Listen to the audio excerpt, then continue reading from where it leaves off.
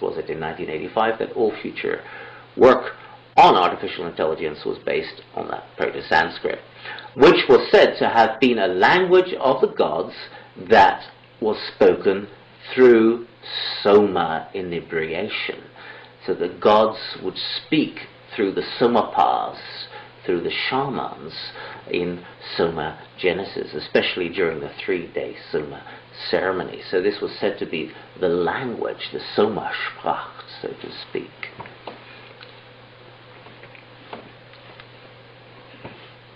Here we see that the Indus Valley old yogi, some say Savitar, some say Rudra, some say Indra. Indra was the super soma drinker, hero of the universe, the Magavan, the Mega One, the one holding the universal soma craft, who would take all the different soma juices and consecrate them. And so you have the beginnings of yoga directly related to the alchemical culture of Sarasvati that used elixirs. Also, what you find in the Sarasvati cultures is the endo-huasca protocol, that is darkrooms, so where the pineal gland itself starts to produce the harmolines and the DMTs. We have worked on this for more than 13 years. Since 1992, we started our darkroom research based on the hypothetical models of penoline, monoamine oxidase inhibition, DMTs, 5-MeO-DMTs, and have found through the hundreds of people brought through that a majority experience different degrees of DMT, 5-methoxy-DMT, and harmine-like effects very clearly. This is catalyzed even further, catapulted, by when tryptophan, the amino acid base, the essential amino acid, the 8th amino acid, that is the root of all the tryptamines, including DMT and harmine, is ingested together with zinc and vitamin B12 and methionine. So when tryptophan, methionine, B12 and zinc is taken, the pineal gland seems to produce much quicker turnovers of DMT. So we've done a lot of research that way too. We also found that on the 4th, 5th day in the dark, by taking somalata, mahuang, or gurana from the Amazon, that we shut down the serotonin to melatonin cycle, which makes you awake and then asleep, awake and then asleep, but instead activate the serotonin to DMT pathway of the pineal gland. It's not only the chemistry we work with, we found there's a series of techniques that catapult the experience as well.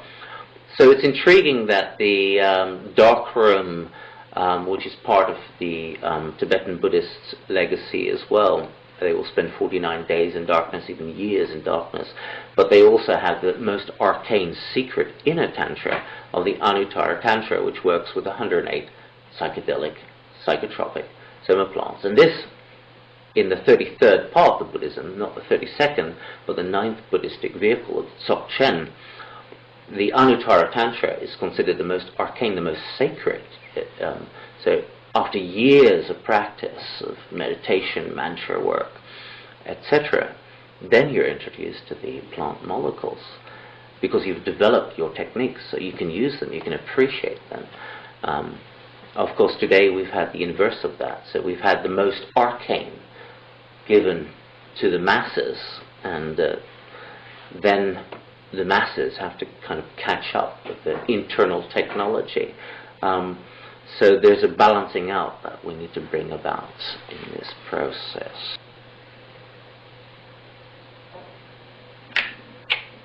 All right.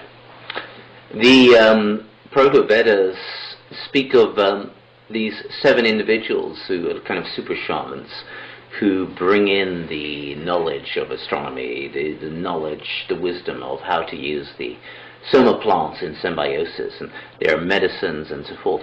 In fact, modern medicine is a result of the Proto-Vedas. It is through Emperor Asoka, the biggest emperor of the old world, really, who made and propagated Buddhism. He was the one who fulfilled the so-called Gautama Buddha's vision of the medicine Buddha. So medicine that was to heal mankind and animals from suffering. So the book of Nagarjuna specifically is a translation of the Rasana and Rasayana texts of Agastya and Bhoganatha, which are specific alchemical books of techniques, lots of juicy shamanic techniques for how to use, the soma, and how to use dark rooms, and how to voyage through all the many different worlds within and without, and unify them.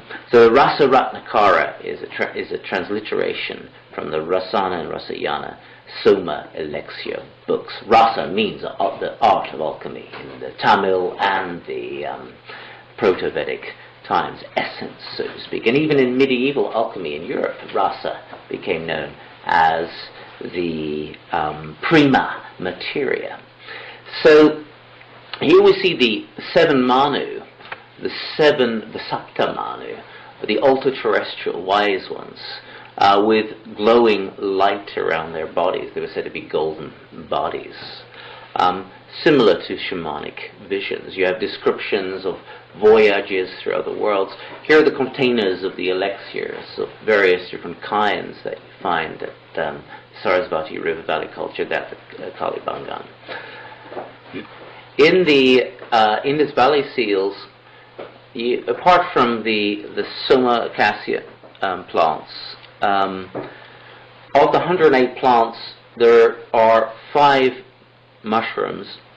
Here you have the constellation of Cygnus, the swan. Now, with Cygnus the swan, as you might know from Andy Collins' The Cygnus Mystery, he has demonstrated that the Anatolian civilization, Turkey, which is actually a Rigvedic culture, used mushrooms and used probably Pagunum Harmala. There are good indicators for that, and Ephedra. But they structured their temples according to the constellation of the swan, Cygnus. And they claimed that the star elders were communicating from Cygnus, the swan. They would go into these dark rooms, into these caves, and they said that they would hear these signals.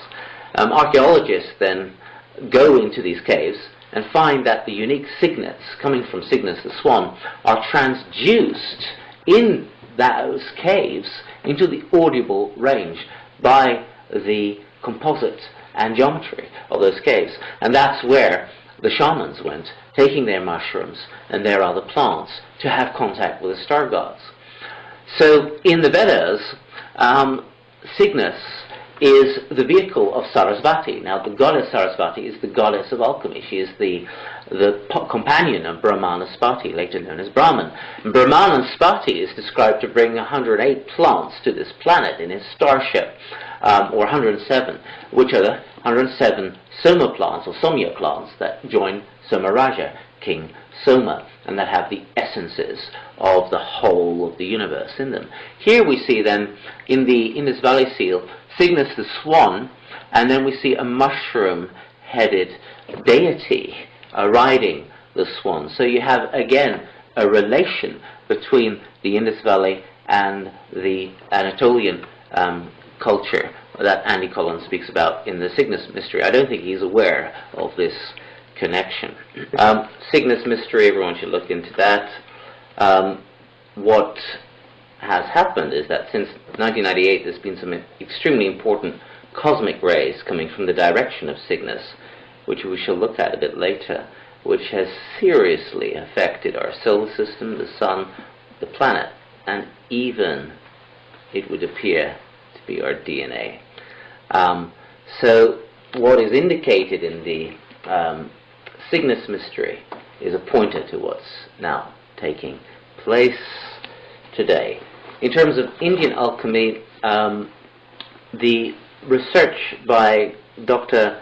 Kalyanaraman, called Indian Alchemy, Soma in the Veda, it primarily deals with the Sarasvati Valley sites with alcohol, strong alcohol, and metals, and kind of overlooks the plant botany.